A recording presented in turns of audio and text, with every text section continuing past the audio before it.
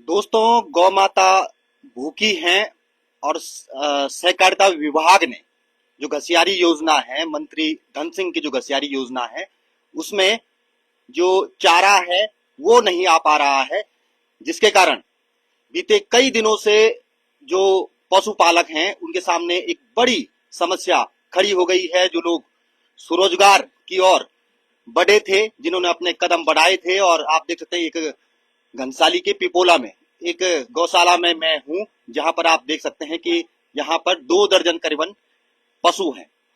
और ये सभी पशु कहीं ना कहीं घसियारी योजना के कारण, जिस तरह सरकार की योजना बनी थी, उसके बाद जो है, जो एक युवा है इस गांव के, उन्होंने उसके बाद ये पहल की थी कि वो भी अपने गांव में इस तरह की एक बड़ी गौशाला बनाएंगे, एक डेयरी डायरी का जो है निर्माण करेंगे, और उसके बाद जो है तमाम पशुओं को वो लाए यहाँ पर। और वर्षों से वो काम कर रहे थे, लेकिन आज समस्या ये है कि 19 तारीख के बाद जो चारा है वो जो है नहीं मिल पा रहा है घसियारी योजना के तहत। और अब समस्या ये हो गई है कि आखिर गौ माता का पेट कैसे भरा जाए। तो पिपोला गांव में इस समय मैं हूं, और आप देख सकते हैं गौशाला में, और यहाँ पर बहुत सारी गाय यहाँ पर, और एक घनसाली बाजार में इस गौशाला से जो है दूध जाता था, और अभी भी जो है करीबन 1 कुंटल के करीबन दूध जो है इस गौशाला से जाता था, यहाँ उत्पादन होता था। लेकिन अब समस्या ये है कि आखिर गौ माता को कैसे जो है सरवाइव किया जाए, कैसे जो है बिना चारे के, क्योंकि इतना चारा पहाड़ के जंगलों में बहुत मुश्किल से इस सीजन में मिल पाएगा। तो बड़ी समस्या खड़ी हो गई है। और सरकार, जिस तरह से जो सरकार ने स्वरोजगार के प्रति लोगों को भरोसा दिया था कि आप स्वरोजगार कीजिए, आप जो है गौशालाएं खोलिए, आप गाय पालिए, और फिर सरकार आपकी अपनी तमाम योजनाओं से, फिर चाहे वो घसियारी योजना हो या फिर बैंक लोन देना हो, आपको मदद करेगी। लेकिन जिस तरह से सरकार ने हाथ खींचे हैं, उसके बाद से यहाँ पर दिक्कतें पशुपालकों के सामने आ गई हैं। और इस तरह की कई गौशालाएं पिपोला गांव में, जो कि टिहरी झील के ठीक बगल में पड़ता है, वहां पर इस तरह की कई गौशालाएं, कई लोग पशुपालन का काम कर रहे हैं, लेकिन आज वो समस्या उनके सामने खड़ी हो गई है कि आखिर गौ माता का पेट कैसे भरें। तो तस्वीरें आप देख सकते हैं। तो इस गौशाला के जो संचालक हैं सुभाष सेमवाल, वो हमारे साथ हैं, हम बातचीत भी उनसे करेंगे, जो कि इंजीनियर भी रहे हैं, और उन्होंने जो है अच्छी खासी अपनी जॉब छोड़ करके गांव में सरकार की योजनाओं को देखते हुए वो आए, और यहाँ पे उन्होंने एक बड़ी डेयरी और एक बड़ी गौशाला खोली, जिसमें विभिन्न प्रजातियों की गाय वो लाए, और आज करीबन 1 कुंटल दूध का उत्पादन करते हैं। लेकिन अब समस्या ये है कि किस तरह से इनका पालन पोषण किया जाए। तो सबसे पहले सुभाष भाई, ये बताइए कि ये आपने इतनी बड़ी गौशाला यहाँ पे खोली, कैसे खोली, कैसे विचार आया, और आज किस हालत में है? धन्यवाद शैलेंद्र भाई, और पहाड़ी खबरनामा का बहुत बहुत धन्यवाद। आप हमारी समस्याओं को सरकार तक और लोगों तक पहुंचाने के लिए आप यहाँ पे आए, आपका बहुत बहुत धन्यवाद। सर, मैंने ये गौशाला और का जो काम चालू किया, मैंने 2019 में मैं प्राइवेट नौकरी छोड़कर अपने गांव वापस आया था। सोची थी कुछ स्वरोजगार करेंगे, अपना कुछ करेंगे, इसलिए मैंने सोचा कि एक गौशाला खोली जाए छोटी छोटी, जिसमें हम गौपालन भी करें और स्वरोजगार के रूप में काम भी करें। उसके बाद मैंने 2023 में मुख्यमंत्री स्वरोजगार योजना से लोन लिया, और अन्य बैंक से भी मैंने अपनी जमीन, अपना घर, सब कुछ गिरवी रखकर मैंने लोन लिया। जो अपने पास जमा पूंजी थी सारा कुछ लगाया, और अभी तक इस पूरे स्वरोजगार को खड़ा करने के लिए मैं कम से कम 35 से 37 लाख रुपए लगा चुका हूँ। लेकिन 2023 से हमने स्टार्ट किया, सब कुछ सही था, सब कुछ सही चला, डिमांड सही थी, दूध भी बिका, सब कुछ ठीक हुआ। 2025 से मैंने इसको आगे बढ़ाया। मेरे पास जो 6 पशु थे, 6 पशु से मैंने 12 पशु किए, और उसके बाद भी सही रहा। लेकिन जो सरकार ने जो वादे किए, मेन मुख्य है घसियारी कल्याण योजना। हमें सरकार से घसियारी कल्याण योजना के अंतर्गत 3 रुपए में सस्ता चारा मिलता था, जो सहकारी समितियों द्वारा वितरित किया जाता था। लेकिन वर्तमान की कंडीशन ये है कि वो चारा ही आना बंद हो गया, और आज हम 19 तारीख दिसंबर से अभी तक हम प्रयासरत हैं, लेकिन हमारे पास कोई चारा नहीं पहुंचा है। हम आगे भी विज्ञापन दे चुके हैं, और जो मेरे पे परसेंट में जो वो था प्रोडक्शन था, वो था 82-85 लीटर के समथिंग, जो अब गिरकर 70-68 लीटर पे चला गया है, क्योंकि हमारे पास इनको खिलाने के लिए चारा पर्याप्त नहीं है। आज की डेट में अगर देखा जाए तो ये गायें केवल भूसे पे डिपेंड है, और बाकी जो आसपास हमारे पास हरा चारा है, थोड़ा बहुत जो हो गया वो हम ले आते हैं। और कटर में अब ये जो भूसा ये गायें खा रही हैं, ये कब तक चलेंगी? हमें नहीं लगता ये काम ज्यादा लंबा चलने वाला है। सरकार कहती है स्वरोजगार स्वरोजगार स्वरोजगार, पलायन, इसके अलावा सरकार के पास कोई और शब्द है ही नहीं। लेकिन जो हम माइग्रेट हो गए वापस अपने गांव आए, हमने इतना बड़ा स्वरोजगार खड़ा किया, क्या आज हमारा साथ देने वाला कोई नहीं है? हमें पशु बीमा मिलता था पशुपालन से, जो हमें ये था कि कोई गाय के साथ हमारी अनहोनी हो गई तो हमें अपनी गाय की कीमत मिल जाती थी। अब हमने 1-1 लाख रुपए, 90-90 हजार रुपए, 85-85 हजार रुपए की गायें इकट्ठी कर दी सारी। लेकिन अगर किसी अनहोनी अगर हमारी गाय के साथ हो जाए तो उसमें हमारी गाय की कीमत कवर हो जाती थी। लेकिन आज की डेट में ये है कि जो वो 12, 13, 14, 1500 रुपए का इंश्योरेंस था, वो दोगुने से भी ज्यादा महंगा हो गया। पशुपालन से बात करो, वो कहते हैं कि सर सरकार से सब्सिडी नहीं आई। घसियारी कल्याण योजना के बारे में बात करो, कह रहे सरकार से सब्सिडी नहीं आई। तो मेरी समझ में ये बात नहीं आई, अगर घसियारी कल्याण योजना जब चालू हुई थी, सरकार का उद्देश्य था कि जो पहाड़ में महिलाएं हैं उनके सर का बोझ कम करना, स्वरोजगार को बढ़ावा देना, और जंगलों में घास चारे के लिए जो भी जाते थे जंगलों से डिपेंडेंसी कम करना। जब सरकार के 2021 से पहले वो उद्देश्य थे, तो आज वो उद्देश्य कहाँ गए? और आज अगर हम इतनी बड़ी गौशाला खोल के बैठे हुए हैं गौपालन के लिए और स्वरोजगार के लिए, अगर हमें ये आगे नहीं मिलता तो हम आगे कहाँ जाएंगे और हम क्या करेंगे? आज हम ठगे हुए से हैं, और मेरे साथ मैं ही नहीं, अकेला नहीं, मेरे साथ 2-3 परिवार और भी हैं जिनकी पूरी आजीविका इसके पीछे चल रही है। जी बिल्कुल, तो तस्वीरें आप देख सकते हैं। और बीते 19 तारीख से घसियारी योजना में जो चारा है वो जो है पशुपालकों को नहीं मिल पाया है, जिस कारण पशुपालक कहीं ना कहीं परेशान हैं। और सबसे बड़ी उनके सामने समस्या ये है कि आगे आने वाले समय में वो क्या करेंगे। तो तस्वीरें आप पिपोला की देख रहे हैं, जहां पर एक गौशाला में हम आए हैं, और यहाँ पर आप देख सकते हैं करीबन 21 पशु इस गौशाला में, 21 गायें इस गौशाला में है। सुभाष सेमवाल जो इस गौशाला के संचालक हैं, वो खुद परेशान है कि इतने सारे पशु उन्होंने रखे थे इस आशा में कि सरकार घसियारी योजना के तहत जो है चारा उपलब्ध कराएगी। लेकिन अब चारा उपलब्ध कराने से कहीं ना कहीं सरकार ने हाथ पीछे खींचे हुए हैं, योजना में पैसा नहीं है। और अब दिक्कत ये है कि कब तक आखिर ऐसे चलेगा। तो यहाँ पर जो है और भी लोग हैं जो यहाँ पर पहुंचे हैं। भाई साहब, आप क्या काम करते हैं? अच्छा, मैं यहाँ छोटी सी दुकान चलाता हूँ। मेरा नाम दिनेश रतोड़ी है, और मैं यही कहना चाहूंगा, मैं इतना ज्यादा मेरे को बोलने का सलीका नहीं है, इतना कहना चाहूंगा, ये हमारे पलायन का जो मुख्य कारण यही है। हमें सरकार की घोषणाएं मिलती है, ज्यादातर पर कुछ काम नहीं मिलता, और इसके मुख्य दोषी यहाँ के जनप्रतिनिधि भी है, जो गौर नहीं करते हैं। पलायन जो है स्वेच्छा नहीं है, पलायन का मतलब मजबूरन बन जाता है। अब जैसे हमारे सेमवाल जी हैं, इन्होंने कितना मतलब जो है अपना जोखिम उठाया, कर्जा किया, सब कुछ किया, लेकिन उनको जो है अब क्या मिल रहा है? किसी जनप्रतिनिधि ने सोचा है कि यार हम देखें, हम आगे, हम तो हर आदमी सरकार के पास नहीं जा सकता है, इसके लिए जनप्रतिनिधि होते हैं, वो लापरवाह है। और हमारी समस्या जैसे कि तैसे, और मजबूरन हम लोगों को जो है, हम लोग तो खैर क्या, जो हमारे जो भी भाई बंधु जो पलायन है, जो घर छोड़कर गए हैं, ये मजबूरी है, स्वेच्छा नहीं है। बस इतना ही कहूंगा।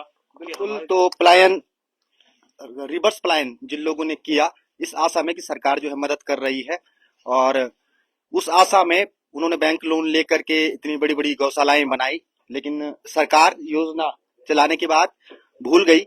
और लोग भी यहाँ पर हैं, एक पशुपालक और हमारे साथ हैं जिनके करीबन जो है 10 भैंसे जिन्होंने पाली हुई हैं। वैसे किस तरह की समस्याएं आपके सामने आ रही जी धन्यवाद शैलेश भाई और पहाड़ी खबरनामा। मैं बहुत बहुत आभार करता हूं कि आप लोग यहाँ पे आए हैं मेरे पास। मैं शिव प्रसाद बड़ोनी ग्राम पिपोला ढूंग से हूँ और सेम समस्या जो सेमवाल जी की वही समस्या मेरी है। फर्क इतना है कि उनके पास गाय है और मेरे पास भैंस है। सरकार ने हमें घसियारी के तहत ये प्रलोभन दिया था कि आप पशु पालें और जंगल न जाएं। जंगल में जंगली जानवरों का आतंक है, उसके डर से उन्होंने सलाइस दिया था।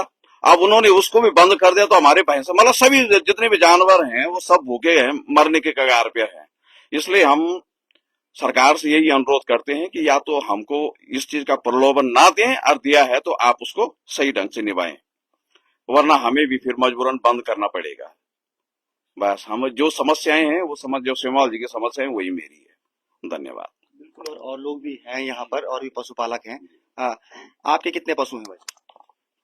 रावत जी धन्यवाद आज आपका जो आप हमारे गांव में आए हैं। मेरा नाम चंद्रमणि बडोनी है, ग्राम पिपोला, पट्टी ढूमंदार। मैं भी एक पशुपालक हूँ, पर पशुपालक ही नहीं हूँ मैं एक सम्मानित कृषक भी हूँ। सरकार ने मेरे को 3 बार सम्मानित कर दिया है और मैं कई बार मीडिया से बता भी चुका हूँ और मीडिया ने मेरे जो है कई बार इंटरव्यू ले भी चुका है। मैं सन 1990 से पहले पलायनवादी था और ऋषिकेश में मैं पलायन कर चुका था, लेकिन मेरे दिमाग में एक बार आया, मैं जब ऊपर आया तो कई साल के बाद ऋषिकेश से ऊपर आया, जब नांगड़ी फकोट जब आया वहां मैंने देखा कि पहले सारे धान के खेत हुआ करते थे, पर लेकिन आज जो है वहां नेपाली लोग हमारे खेतों में और इतना टमाटर पता क्या क्या चीजें उगा रहे हैं। मेरे दिमाग वही बात बैठी कि हम धिक्कार है हमारे लिए, हमने जन्म ही बेकार लिया इस गढ़वाल में। जब बाहर के लोग हमारे खेतों में इतना बढ़िया काम कर रहे हैं तो हमें क्या हो गया। मैंने और ऋषिकेश में 2 प्रतिष्ठान अपना बेचा था और सन 1990 में ऊपर आ गया था। और जब आया कुछ साल तक जो घनसाली में देखता रहा, कुछ सोचता रहा कि क्या किया जाए क्या किया जाए। फिर मेरे पास जमीन थी, पानी की जमीन थी, मैंने उसमें फर्स्ट साल में जो है सब्जी उत्पादन किया। कम 2000 की बात है, उसमें 12,000 की सब्जी उस समय हुई थी। खलबली मच गए पूरे गांव में। फिर मैंने पीछे मुड़ के नहीं देखा, फिर दूसरे साल भी किया। फिर अब मेरे पास जो है एक समस्या थी कि मैं सोचता था, मेरी भावना यही थी कि मैं अपने उत्तराखंड के लिए कुछ करूं, नहीं तो बेकार है मेरा जीवन बेकार। मैं उत्तराखंड के लिए जो है हमारे प्लान हो रहे हैं, बच्चे 5-5, 4-4 हजार रुपया, 10-10 हजार रुपया जो है बर्तन मांज रहे हैं। अरे हमारे गांव में क्या नहीं हो सकता है। तो मैंने फिर उसके बाद जो है पशु लाए। अब गांव के बीच में पशु लाया जब, तो गांव में पूरी खलबल मच गई कि एक औरत के जुम्मे में ये जो है 3-4 पशु ले आए। घास भी बड़े दूर से लाना पड़ता था। फिर सोचा मैंने, जब लोगों ने बोला तो मैंने मनन किया उस बात पे। फिर मैंने सोचा मैं पीछे हारूंगा नहीं इस बात पे। फिर मैंने जो है अपनी पुश्तैनी जमीन थी हमारे यहाँ पे नजदीक है, और वहां पे मैंने जो है अपना फिर झोपड़ी ठीक ठाक करके वहां पे फिर पशु लाए। और पशु लाने के बाद जो है दूध स्टार्ट किया, घनसाली गया, तो गांव में जो है कुछ लोग तो दंग रह गए कि यार वास्तव में ऐसा होना चाहिए। फिर जो मेरे बंजर खेत थे उसको मैंने चालू किया, औरों की और भाइयों की जमीन भी थी उसको भी मैंने चालू किया, उसमें भी मैंने सब्जी का उत्पादन किया। पूरी खलबल मच गई पूरे ढूमंदार में। लोकल फॉर वोकल मैंने नाम दिया था कि जब प्रधानमंत्री जी ने जो है ये नारा दिया कि लोकल फॉर वोकल, कहां लोग इस मंत्र को लोग समझ ही नहीं पा रहे हैं। फिर मैंने जो है प्रयास किया, मेरा दूध का काम अच्छा चला, फिर मेरे बागवानी का काम भी चला, केला से मैं सम्मानित भी हुआ। फिर मैं जब सरकार ने मेरे को सम्मानित किया, कई बार पंखियां गले में पड़ गई, तो मैं सोचा ये दुपट्टा जो है इसीलिए पड़ रहा है कि कुछ करे बेटा। तो मैंने वही सोचा जब मेरे को सम्मानित किया गया तो मेरा फर्ज भी यही बनता है कि मैं कुछ और ज्यादा करूं। तो उसके बाद चलता रहा। अब जो है मैं अकेला ही इस काम को करता रहा, पर फिर मैंने जो है लोगों से अपने गांव में बात की कि भाई लोग खेती क्यों छोड़ रहे हैं, आप लोग पशु क्यों छोड़ रहे हैं, यहाँ तो पशुपालन बहुत अच्छा हो सकता है और खेती भी बहुत अच्छी होती है। आज के डेट में जो समस्या आ रही है, हम बात उस पर कर रहे हैं, घसियारी योजना से चारा नहीं आ पा रहा है। तो उसके बाद जो है मेरा ठीक चल रहा था, और उसके बाद जब मुख्यमंत्री मैंने देखा, मुख्यमंत्री घसियारी योजना, उसको देखा मैंने, कट्टों पे आते हुए, समिति में आते हुए देखा, तो ये बच्चा, ये जो नवयुवक है, इनसे मैंने बात की, इसने मेरी प्रेरणा ली। ने सोचा ताऊ जी जब सरकारी योजना आ रही है तो क्यों ना इसका फायदा उठाया जाए। मैंने कहा बेटा ठीक है, बिल्कुल बात सही है। फिर दूसरे भाई शिव प्रसाद जी जो है, इनको भी मैंने बताया कि भाई सरकारी योजना आ रही है, उसका आप फायदा उठाओ। और समिति में जाकर के छोटे छोटे काश्तकारों से मैंने बात की कि भाई पशुपालन करो, सरकार तुम्हें जो है योजना दे रही है, तुम्हारे घर पे देख, तुम इसका फायदा क्यों नहीं उठा रहे हो। तो मैंने सब लोगों को ये बताया, तो मैंने सुना, बड़ा दुख हो रहा है कि प्रधान वो मुख्यमंत्री जो घसियारी योजना ये बंद हो चुकी है। इसका जो है जब मैंने समिति सचिव साहब से पूछा, उन्होंने कहा भाई वहां तो जो है सब्सिडी नहीं आ रही है, तो ये कैसी योजना है। रात को ओवरे के अंदर बढ़ते हैं, सुबह माननीय सहकारिता मंत्री जी से और मुख्यमंत्री जी से इस मीडिया के माध्यम से मैं आज आपको जो है ये आवाज दे रहा हूं कि ऐसा न करें, क्योंकि भालू की आप कह रहे हैं, भालू और शेर, अब तो जंगल जाना बड़े मुश्किल हो गया है। हम बड़े डर के मारे जो है। तो दोस्तों आप देख सकते हैं, इस समय पिपोला में एक गौशाला में आए हैं, और तस्वीरें मैंने आपको पहले भी बताई कि जो है किस तरह से इस गौशाला में जो यहाँ के पिपोला गांव के युवा सुभाष सेमवाल हैं, उनके द्वारा करीबन 20 से ज्यादा पशु, 20 से ज्यादा गौ माताएं यहाँ पर रखी हुई हैं, और एक बड़ा स्वरोजगार का भी ये साधन था। वो अपनी नौकरी छोड़ करके उन्होंने ये स्वरोजगार यहाँ पर अपनाया, और बहुत अच्छा भी चल रहा था। सरकारी योजना घसियारी कल्याण योजना, उसका भी उन्हें लाभ मिल रहा था। लेकिन अब एकाएक जिस तरह से सहकारिता विभाग ने घसियारी कल्याण योजना से हाथ खींचे हैं, पैसा उसमें आ नहीं पा रहा है, सब्सिडी आ नहीं पा रही है, चारा आ नहीं पा रहा है, तो उसके बाद इसी तरह के जितने भी पशुपालक हैं, जितनी भी गौशालाएं हैं, वहां पर एक संकट खड़ा हो गया कि किस तरह से गौ माताओं का पेट भरा जाए। क्योंकि ये जो गौ माताएं आप देख रहे हैं, ये टोटल बाहरी चारे पर ये डिपेंड हैं, और पूरा जो दूध का डेयरी का सिस्टम है वो इन पर डिपेंड है, पूरे बाजारों का।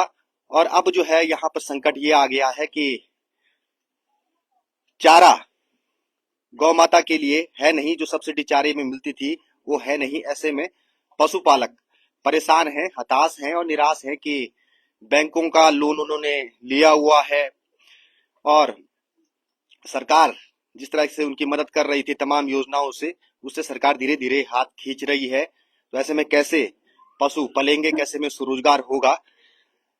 तो ये तस्वीरें मैंने आपको दिखाई, और एक बार फिर जो है हम जाएंगे सेमवाल जी के पास, सुभाष भाई के पास। सुभाष भाई, क्या कहेंगे अंत में, सरकार से क्या अपील करना चाहिए? शैलेंद्र भाई, हम तो सीधा सीधा बोलते हैं, अगर सरकार ने बोला है स्वरोजगार करो, और आज अगर ये सरकार की जो नीतियां हैं उससे अगर हमारे स्वरोजगार बंद होते हैं, उसकी जिम्मेदारी सरकार की होगी।